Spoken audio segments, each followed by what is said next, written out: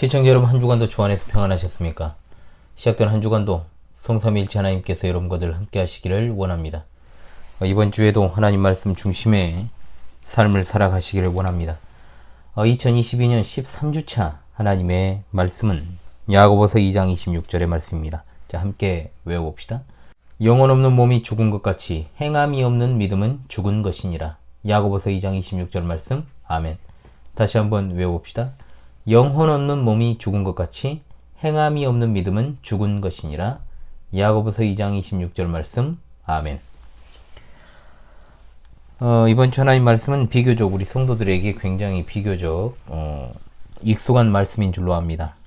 야고보서는 초대교회 당시에 로마 제국의 가혹한 핍박에 직면하여서 믿음과 사랑의 교제를 잃어버린 유대 그리스도인들에게 주의 재림을 소망하며 고난을 이겨내고 또 그들이 소유한 믿음을 적극적인 행위로 드러내서 사랑과 화평의 교제를 회복할 것을 권면하는 귀한 말씀이 되겠습니다.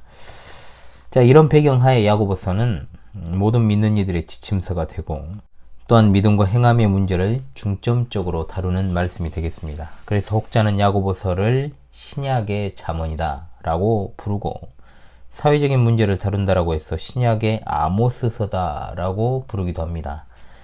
참고하라는 측면입니다. 그러니까 진정한 신앙이란 입술의 고백으로 그치는 것이 아니라 구체적인 삶의 정황 속에서 그 믿음의 실체를 드러내는 것임을 분명하게 가르치고 있습니다. 자, 그러므로 야고보서를 살아 숨쉬는 신앙을 위한 하나님의 계시라고도 부를 수가 있게 되는 겁니다.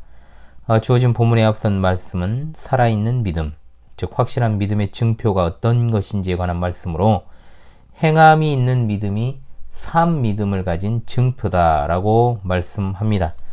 이것은 행함으로 구원을 받는다는 말씀이 아니라 분명 구원받은 믿음을 가진 사람은 그에 따른 증거를 가지고 살아간다라는 말씀입니다. 자, 이번 주 말씀이 포함된 14절에서 26절까지는 한 단락입니다. 요점은 이것입니다. 행함이 없는 믿음은 죽은 믿음이다. 자, 14절에 말씀이 있습니다. 그런데 이 단락에서 이 말씀이 17절, 20절, 그리고 오늘 우리가 이번 주 말씀으로 외운 26절, 무려 3번이나 반복되어 있죠. 이처럼 강조된 내용이 주는 실제적인 교훈에 대해서 이번 주에 해설하고자 합니다. 자, 행함이 없는 믿음은 죽은 믿음이라는 말이 주는 본질적인 뜻을 알고자 한다면, 자, 야고보 사도가 과연 본 서신을 통해서 관심을 가지고 있는 것이 무엇인지를 파악하는 것이 선행되어야 됩니다. 그것은 말에 있어서는 믿는 자의 요소를 갖추고 있지만, 즉 입술로는요, 행위에 있어서는 믿는 자의 모습을 갖추지 못한 사람들에 관한 것, 즉 한마디로 입만 살아있는 입신자들을 말합니다. 입신이라고 하니까는 그 신사도 운동이 말하는 입신 말고 입신자들입니다. 자, 이와 같은 사람들에게 야고보 사도는 구원에 이르는 믿음이란 무엇인가에 대해서 설명할 필요가 있었다라는 것이죠. 만약에 그들의 믿음이 참된 믿음이고 또 구원에 이르는 믿음이라면 그 믿음은 입술의 고백으로 그치는 것이 아니라 삶 속에서 역동적으로 나타나야 한다는 겁니다. 그러나 당시 많은 그리스도인이라 이름하는 자들의 삶은 이런 어떤 행위로 나타나는 믿음이 결여된 상태였다라는 것이죠. 자, 열매를 보아야 그 나무가 어떤 나무인지를 알 수 있습니다. 때깔만 봐서는 병에 담겨 있는 것이 장인지 콜라인지 우리가 알 길이 없지 않습니까? 투명한 용기에 담겨져 있는 게 맛을 봐야지만 이 액체의 정체를 알 수 있습니다. 삶은 믿음의 반영입니다. 절대로 부인할 수 없는 것이죠. 구원에 관한 지식에 정통한 것과 구원에 이르는 믿음을 가지고 있는 것은 다릅니다. 물론 우리는 행위로 구원받지 않습니다. 너희는 그 은혜에 의하여 믿음으로 말미암아 구원을 받았으니 이것은 너희에게서 난 것이 아니요 하나님의 선물이라. 행위에서 난 것이 아니니 이는 누구든지 자랑하지 못하게 함이라. 아멘. 자, 그러나 구원이 하나님의 선물이라고 하는 이 귀중한 말씀을 어떤 그릇된 삶을 살면서 그것을 정당화하는 방편으로 삼는다면 참된 믿음이 될 수 없겠죠. 예수님을 영접하고 그분을 믿는 믿음으로 구원의 문턱은 계속 번질나게 왔다 갔다 하지만 구원 이후의 삶은 없는 것이 현실은 아닌지, 자, 심각하게 질문해 보지 않을 수 없습니다. 성도라 이름하는 자들의 이런 믿음에 대한 잘못된 인식에 대해서 성령께서는 야고보 사도를 통하여 강력하게 바꾸고자 하십니다. 시청자 여러분, 행함이 없는 믿음은 죽은 믿음이라는 이 진리 앞에서 각자의 믿음을 점검하시고 하나님의 말씀에 순종함으로 삶으로 열매를 거두는 은혜의 시간이 될 수 있기를 간절히 바랍니다. 첫 번째, 믿음과 행위는 어떤 관계가 있는가? 이 질문에 대한 답을 하고 출발을 해야 됩니다. 야고보 사도가 이것이 진짜 믿음인가? 라고 하는 질문을 던집니다. 이것은 야고보 사도가 그의 서신에서 가장 많이 던지는 질문입니다. 14절의 말씀입니다. 내 형제들아, 사람이 믿음이 있노라 하고 행함이 없으면 무슨 유익이 있으리요? 그 믿음이 능히 자기를 구원하겠느냐? 자, 이 문제는 야고보 사도 당시의 교회의 문제이자 동시에 오늘날에도 여전히 문제입니다. 많은 사람들이 자신이 죄인임을 인정하고 예수님의 삶과 죽으심과 부활에 대해서 이해하고 또한 교회에 꾸준히 출석합니다. 심지어 그들은 영적인 것들에 대해서 읽고 또 말하기를 좋아하고 기독교 신앙의 중심의 가르침도 잘 알고 있습니다. 그러나 그들의 행동에는 이상하게도 기독교적인 것이 전혀 없다. 분명 사람들 사이에서는 평판이 좋은 사람일 수도 있고 또한 사회봉사도 하는 사람일 수도 있습니다. 그러나 진정한 자기 희생도 없고 순종도 없으며 자신의 성향에 맞지 않는 선행도 하지 않고 자신들의 삶에 도전을 가하는 어떤 그러한 일도 없다라는 것입니다. 야고보 사도는 이것이 진짜 믿음인가? 라는 질문에 대해서 직접적으로 대답한 것입니다. 즉 구원하지 않는 믿음이 있다라고 말입니다. 정통을 부르짖지만 아무 행동이 없는 믿음입니다. 아무리 보수를 부르짖고 개혁을 표방해도 아무 행동도 낳지 않는 믿음은 아무런 쓸모가 없고 죽은 믿음입니다. 14절 후반부를 좀 더 원어의 뜻을 살려서 번역하면 이 말이죠. 믿음은 그를 구원할 수 없다. 그렇지 않은가? 자, 야고보 사도는 그런 질문 형태를 사용해서 자신의 입장을 분명히 합니다. 믿음은 아무 행함도 없는 사람을 구원할 수 없다고 말입니다. 그리고 야고보 사도는 이 주제에 대해서 행함이 없는 믿음은 구원할 수 없다라는 주제를 진술하고 네 가지의 애화를 들어 설명합니다. 자꾸 행위를 강조하니 오해도 많은 것 같습니다. 사도행전 16장 31절 주 예수를 믿으라 그리하면 너와 내 집이 구원을 받으리라.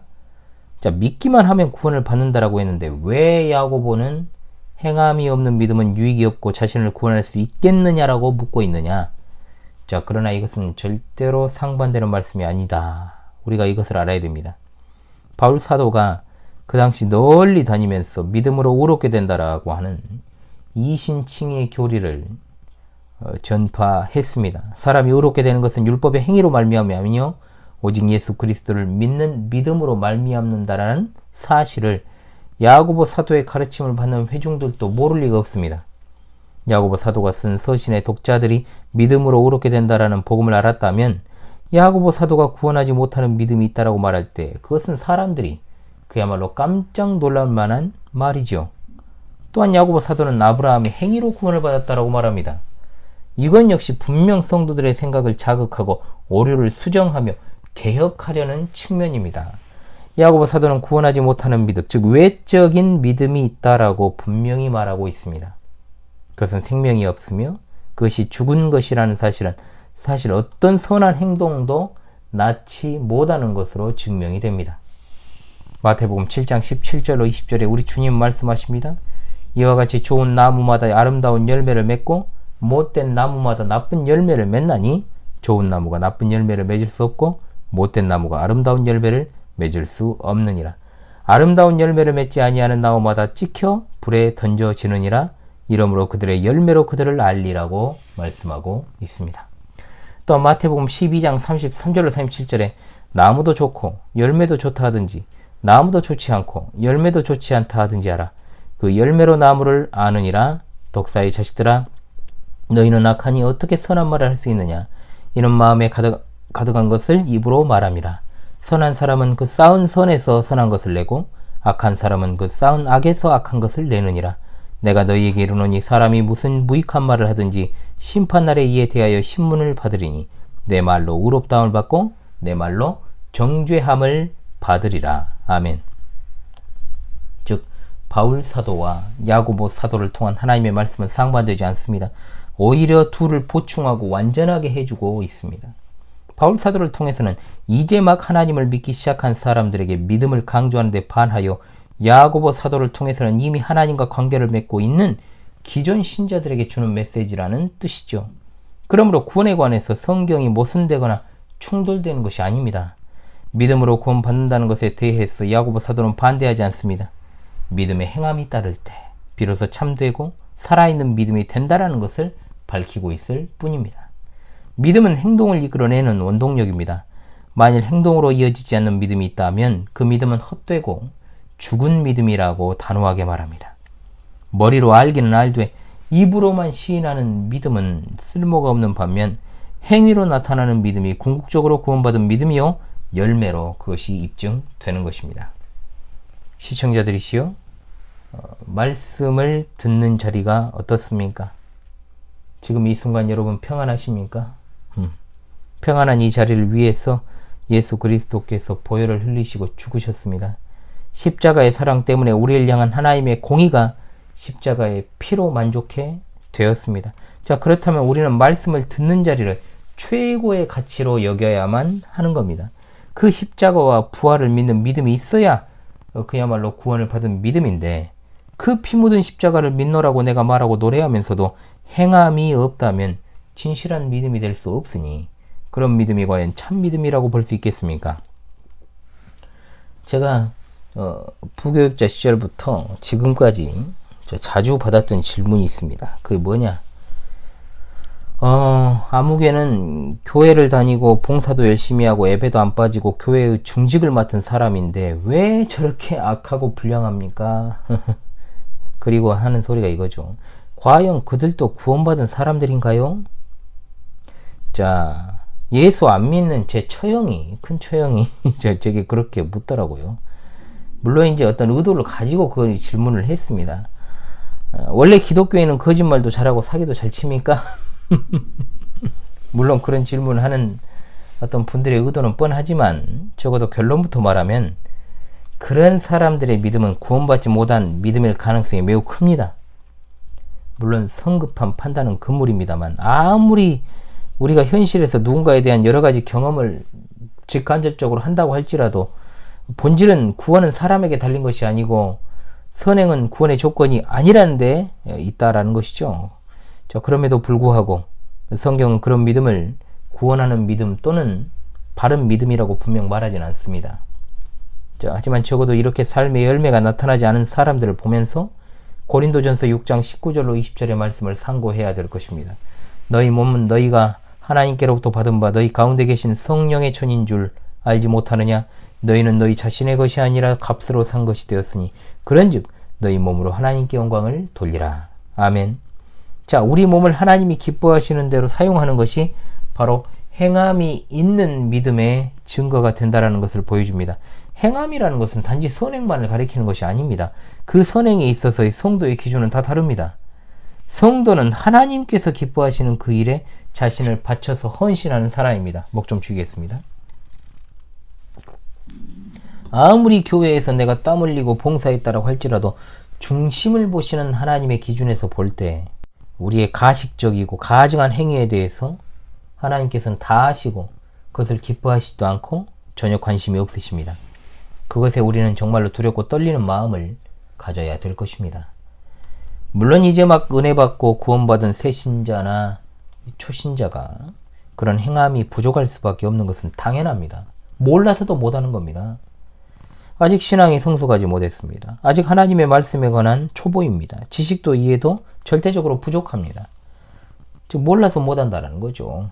아직은 믿음의 씨앗이 발아되지 못했거나 발아되었다고 해도 아주 미미한 상태에 있기 때문에 그가 믿음의 싹을 틔우고 행함의 열매를 맺는 것까지는 상당한 기간이 소요될 수 있습니다.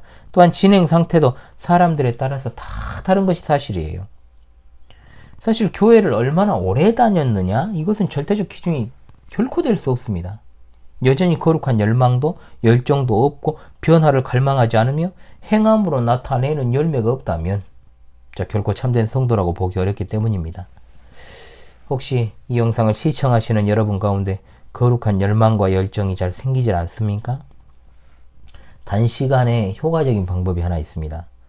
여러분들이 교회 학교에서 아이들을 한번 지도하거나 보조교사를 하시기 바랍니다.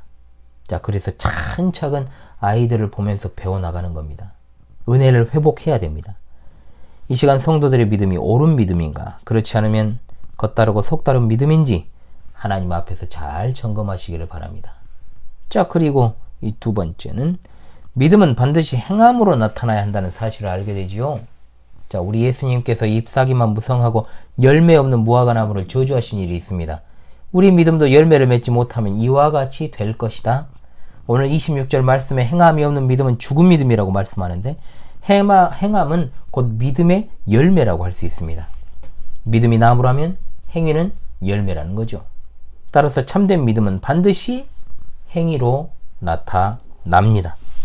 야고보 사도는 여기서 4개의 예화를 둔다라고 말씀을 드렸습니다. 15절에 나오는 첫 번째 사례, 정말로 현실적인 비유입니다. 만일 형제나 자매가 헐벗고 일용할 양식이 없어서 고통 가운데 있는 것을 보았다면 하나님께서 나로 하여금 그에게 사랑을 베풀게 하시기 위한 기회다라는 겁니다. 하나님께서 기회를 주시면 사랑을 실천하는 것이 마땅하겠지요. 요한일서 3장 18절에 자녀들아, 우리가 말과 혀로만 사랑하지 말고 행함과 진실함으로 하자. 아멘. 말과 혀로는 여러분 누가 사랑 못합니까? 다 사랑할 수 있습니다. 말과 혀로만 사랑하는 것에 대해서 16절에서 정확하게 가르쳐 주십니다. 너희 중에 누구든지 그에게 이르되 평안히 가라, 덥게 하라, 배부르게 하라 하며 그 몸에 쓸 것을 주지 아니하면 무슨 유익이 있으리요. 아멘. 자, 야고보 사도가 본문에서 생활하는 데 필요한 최소한의 옷과 양식이 없는 자들에게 그저 행함이 없이 그저 평안히 가라, 덥게 해라, 배부르게 하라, 이런 말을 하는 것이 얼마나 공허한가를 드러내고 있습니다. 자, 겨울에 가령 예를 들면 이 돈이 없어가지고 보일러도 못 틀고 있는 사람한테 추위를 떨고 있는 거죠. 추워요? 보일러를 좀 세게 틀지. 당장 쌀 떨어져서 내일 먹을 것을 고민하는 배고픈 사람한테 배고파? 그럼 집에 가서 얼른 밥해 먹어. 라고 말하는 것이 얼마나 공허합니까, 여러분? 우리 예수님은 진정한 믿음이 가난한 자들의 피로를 채우는 것이라고 말씀합니다. 그것은 평안히 가라, 덥게 해라, 배부르게 하라, 이렇게 말하고 아무것도 하지 않는 것이 아닙니다. 진짜 믿음은 마지막 날 예수님께서 모든 사람들을 심판하실 때 우리가 만나는 궁핍한 사람을 도와주었는가, 도와주지 않았는가를 구분하실 것임을 압니다. 마지막 날 주님은 성도들을 모아놓고 이렇게 말씀하십니다. 마태복음 25장 35절 이하에 내가 줄일 때에 너희가 먹을 것을 주었고, 목마를 때에 마시게 하였고, 나그네 되었을 때에 영접하였고, 헐벗었을 때에 옷을 입혔고, 병들었을 때에 돌보았고, 옥에 갇혔을 때에 와서 보았느니라. 이에 의인들이 대답하여 이르되 주여, 우리가 어느 때에 주께서 줄이신 것을 보고 음식을 대접하였으며 목마르신 것을 보고 마시게 하였나이까? 어느 때에 나그네 되신 것을 보고 영접하였으며 헐벗으신 것을 보고 옷 입혔나이까? 임금이 대답하여 이르시되 내가 진실로 너희에게 이르노니 너희가 여기 내 형제 중에 지극히 작은 자 하나에게 한 것이 곧 내게 한 것이니라 하시고. 아멘. 자, 진정한 믿음은 형제 자매의 당장의 필요를 채우지만, 거짓 믿음은 궁핍한 형제를 친절한 말과 따뜻한 소망의 말로 맞이는 하되 행동은 없는 것입니다. 거짓 믿음은 돕는 대신 거짓 축복만 제시합니다. 그 축복이 바로 여기 나오는 평안히 가라, 평안히 가라. 사실 이 말이 성경에서 가장 흔하게 사용되는 축복의 말입니다. 그것은 하나님이 너와 함께 가시기를 바란다, 이 말입니다. 하나님이 너와 함께 가시기를 바란다? 말 자체가 문제라는 것 아닙니다. 자, 사람들이 교회에서 제일 많이 하는 인사가 뭡니까? 평안하셨습니까? 평안하십시오. 자, 분명하죠. 분명히 이것이 가장 많이 사용되는 말입니다. 문제는 그것이 행동하지 않는 종교적인 핑계의 역할을 한다는 데 있습니다. 하나님이 너와 함께 하시기를, 하나님이 너와 함께 가시기를, 이 말이 혹시나 내가 너와 함께 하겠다는 말을 대신하기 위해 하는 말이 아닌지를 한번 잘 생각해 보라는 겁니다. 노예네 목사님들이 평소에 한 번도 본 적도 없어요. 전화하거나 메시지로 인사를 합니다. 언제 이제 총대 투표 앞두고 한 표 찍어달라고 이제 이제 그때 문자를 보내거나 전화가 옵니다. 그때 이제 사랑하고 저를 존경한다는 말을 상투적으로 쓰세요. 사실 저는 그런 말이 살짝 거부갑니다. 솔직히 말하면 그분이 저를 진짜 존경해서 사랑하고 존경한다 말을 하는 것도 아니고 저도 그분들을 존경하고 사랑하지 않거든요. 물론 이것은 싫어하거나 혐오한다는 말은 아닙니다. 아니 무슨 정치인들도 아니고 그리스도인들이 사랑한다는 말을 그리 쉽게 할까요? 그리스도인은 말과 행동이 분리될 여지가 있는 어떤 언사는 처음부터 삼가는 것이 좋습니다. 저희 교회 현실이 녹록하진 않지만 설립 전부터 그래도 선교는 꾸준히 해왔습니다. 꾸준히 해왔습니다. 여유가 있어야만 구제하고 선교하는 것 아니죠. 지금은 정기적으로 2군데를 하고 있고 정기적으로 그때그때 필요한 분들에게 구제를 보내기도 합니다. 사랑한다면 행동을 옮기는 게 맞습니다. 교회 안에 연약한 신자들은 하나님의 말씀에 관한 지식도 부족하고 일단 여러모로 신앙에 있어 연약한 사람들이기 때문에 처음에는 누군가의 도움을 받아야 하는 어떤 젖먹이와 같은 정말로 젖을 대주지 않으면 먹을 수 없는 그런 어떤 연약한 존재들입니다. 이런 분들에게는 사실 막연하게 하나님께서 당신과 함께 하실 것입니다. 하나님께서 당신과 함께 가실 것입니다. 이런 어떤 추상적인 위로의 권면보다는 먼저 내가 다가가서 이끌어주고 안아주고 붙잡아주는 것이 더 필요하다는 거죠. 자, 17절은 확실한 말씀입니다. 이와 같이 행함이 없는 믿음은 그 자체가 죽은 것이라. 믿음이 있노라고 하면서 어려운 형제에게 나눌 줄도 모르고 주님을 사랑할 줄도 모르고 주님의 교회를 위해 봉사할 줄도 모르면 그 믿음은 말씀과도 같이 죽었든지 병들었든지 죽어가고 있든지 확실히 그것은 문제가 있다는 겁니다. 18절에 어떤 사람 말하기를 너는 믿음이 있고 나는 행함이 있으니 행함이 없는 내 믿음을 내게 보이라. 나는 행함으로 내 믿음을 내게 보이리라. 자, 이게 뭔 말일까요? 즉 믿음과 행위가 영적인 은사라고 보는 것입니다. 어떤 사람들은 믿음을 가지고 있고 어떤 사람들은 행위를 가지고 있다는 겁니다. 로마서 12장 3절과 고린도전서 12장 9절에 자, 믿음은 은사라고 불립니다. 그러나 행위는 절대로 은사라고 부르지 않습니다. 하지만 베드로 사도는 실제로 영적인 은사를 두 범주로 나누고 있습니다. 말의 은사와 봉사의 은사입니다. 그런데 이 사람들이 뭐라고 합니까? 굶주린 사람들과 헐벗은 사람들에게 음식과 옷을 제공하는 사람들은 그런 선행의 은사를 가지고 있고 나는 행동이 아닌 지식과 믿음의 은사가 있다라고 말하는 것입니다. 그러한 믿음은 분명 생활로서 입증이 됩니다.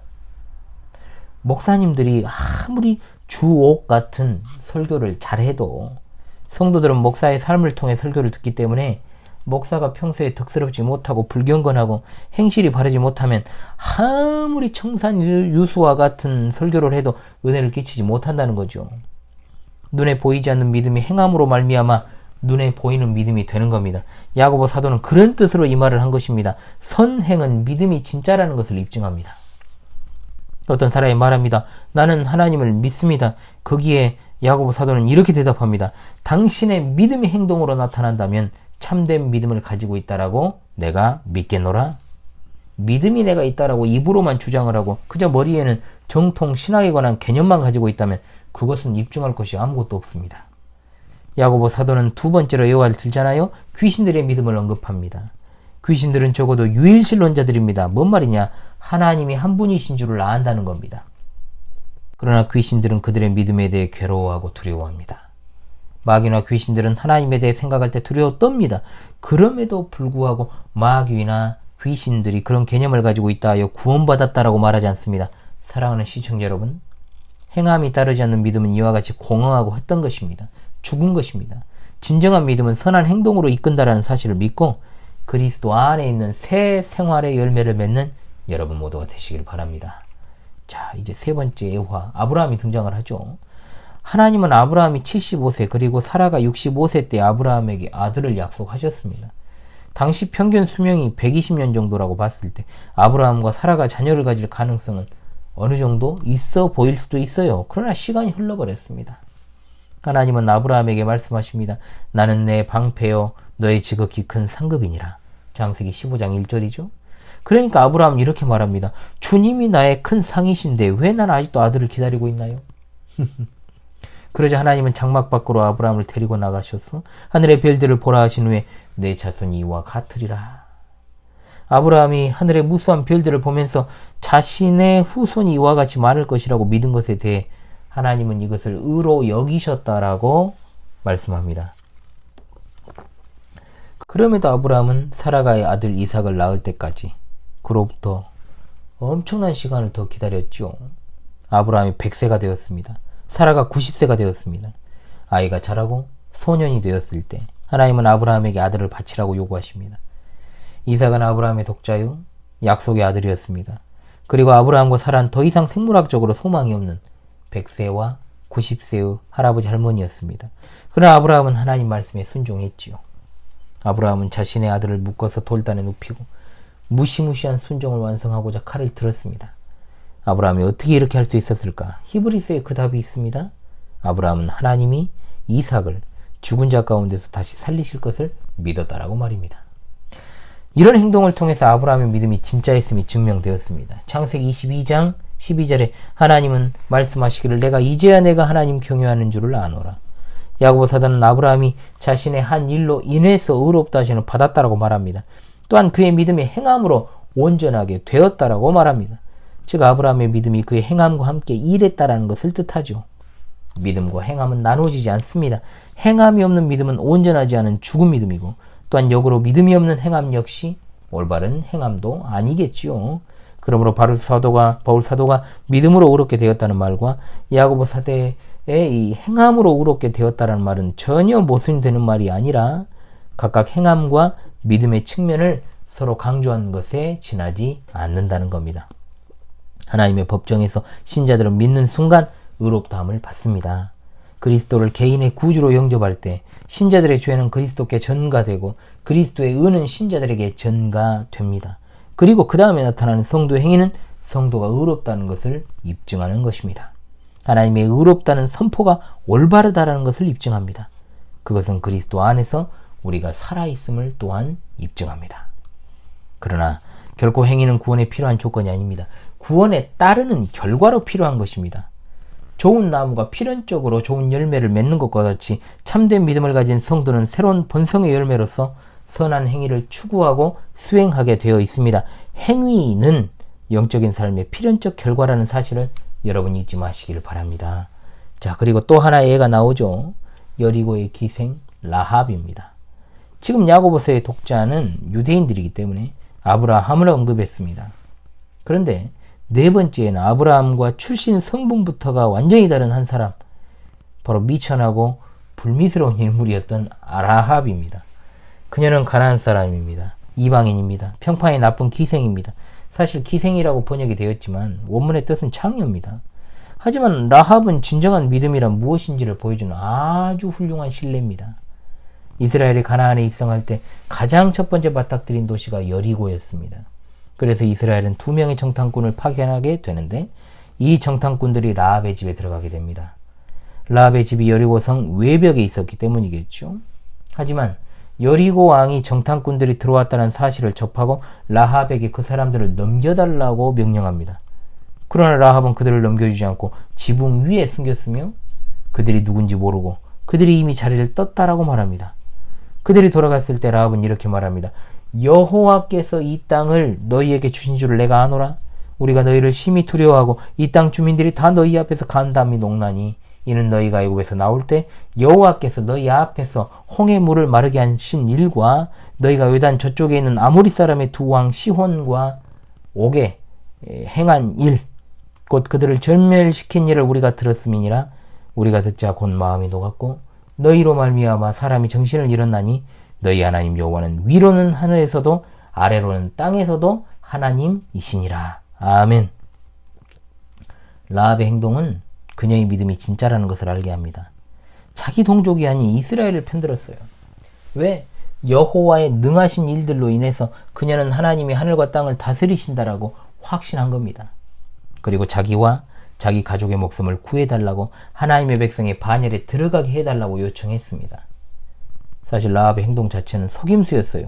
많은 행동을 하지 않았습니다. 그러나 반드시 해야 하는 것을 해야 하는 때에 했습니다.